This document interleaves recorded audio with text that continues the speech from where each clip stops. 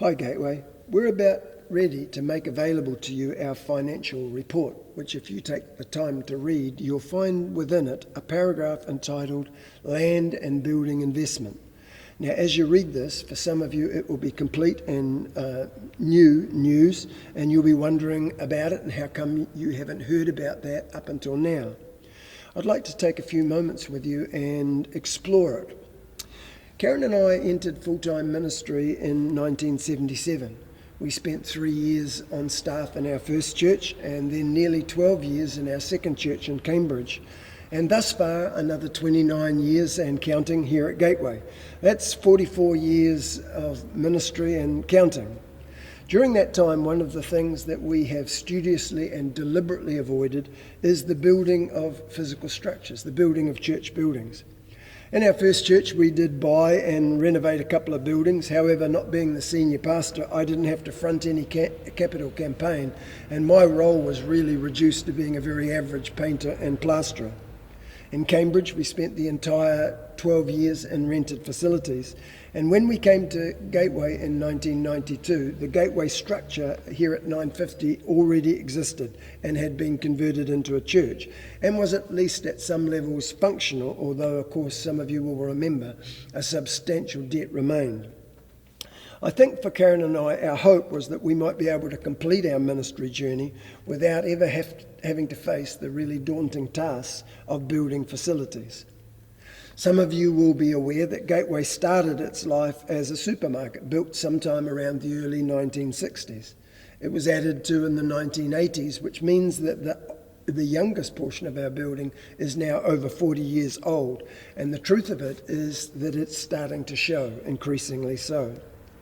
Now, I know that some of you don't mind our ageing buildings. It's home, and many of us are oblivious to its faults in ways that newcomers most certainly aren't.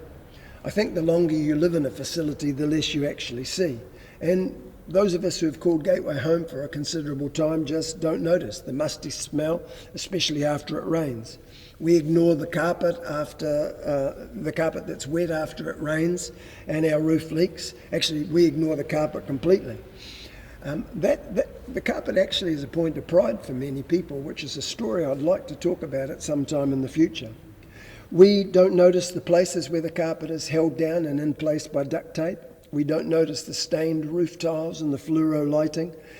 We are oblivious to the dark and smelly bathrooms and the other small, odd offices and cupboards that wouldn't be out of place in the Guantanamo Bay facilities, to be truthful. And that's just the things that can be seen. Gateway's invisibles, its bones if you like, are in much the same shape as its externals. I remember being taken up into the roof space on one occasion and shown the internal gutters. One gutter that was supposed to connect with another stopped short by about 1/2 metre and was also 1/2 metre higher than the gutter it was supposed to connect to. Somebody had made the connection by using a piece of cardboard and some duct tape. And quite frankly, we have been patching Gateway piecemeal for well over a decade. And if it weren't for Pete Elwig and Pete Simmons and our trusty duct tape, I think we'd probably be renting out Gateway's facilities as an indoor swimming pool.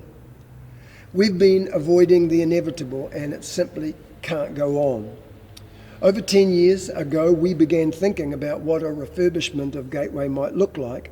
We engaged architects, we drew up plans, we built models. Yet I have to be honest and say truthfully, I dragged my feet for all sorts of reasons. Now, for me, there were theological reasons. Could I justify putting money, lots of money, into bricks and mortar? How can I spend money on possibly some ostentatious building when there were poor people in our community and churches in the third world that didn't have a building at all? Of course, there's the old trusty truism that the church actually isn't a building, it's all about people. As much as I hid behind theological reasons and objections, I think probably, being truthful, the bottom line for me was about fear. Fear of what people might think of me. I didn't think he was a kingdom builder. I didn't think he'd do things like that. Definitely fear of the financial burden and the pressures that a building project would inevitably involve. And I think most of all, fear, because over the course of our ministry, we've seen so many churches go badly wrong at this juncture of their journey. Focus was lost, and the building becomes the be-all and end-all of the church's journey. I am not, and probably never will be, a fundraiser. The thought of constant money talks and the giant thermometer on the wall indicating the level of giving, frankly, makes me feel physically ill. So for those reasons, and probably more, I've dragged my sorry feet for as long as I've been able to. In my darker and more selfish moments, my thinking was probably along the lines of, if I can duct tape delay this for another 5 years, some other poor sucker or suckers will have to deal with it. But we can't ignore it any longer, and the idea of passing the buck on to someone else to deal with the problem is an idea that in good conscience I cannot do. So it looks like Karen and I are going to trip in the home straight at the last hurdle. A couple of years ago, we picked up the idea again, and we have been in talks with architects and we have been saving money. We were somewhat shocked by the realisation that to fix what we had with relatively few superficial changes and improvements was going to cost us somewhere in the vicinity of between $5 and $7 million. Somewhere in the process, we began to entertain the idea that it might be better to relocate, and we embarked on a building search. We actually found a couple of buildings that made us really excited. One particularly caught our attention, and just as we began to enter into negotiations, the owners withdrew it from the market. In spite of my prayers, my driving around, my walking around those facilities, begging, shouting, commanding and rebuking, the owner remained steadfast, and we had to drop the idea. Luckily, the police also dropped the stalking and harassment charges against me when I promised not to do it again. Just kidding. Another building that we liked the look of also was rumoured to be coming on the market, but again, while our excitement and dreaming levels rose, we discovered it was in fact just a rumour and it never came for sale. Finally, after numerous unfruitful sorties to other building sites, we concluded that God actually might be wanting us to stay planted here at 950 Victoria Street. The thought of spending considerable money to essentially have the same footprint and same facilities wasn't exciting, but as we sat with some incredibly gifted and talented developers, architects and interior designers that are part of our community here at Gateway, we began to dream what might be possible for our site. And I have to say, for the first time in my ministry experience, I'm actually excited about the prospect of a building project. My theological objections and my fears largely have been answered, although I have to be honest and say that when I sit down and think about it, fear sometimes emerges. But what we're doing is we're entering into a season that we've entitled Gateway Builds.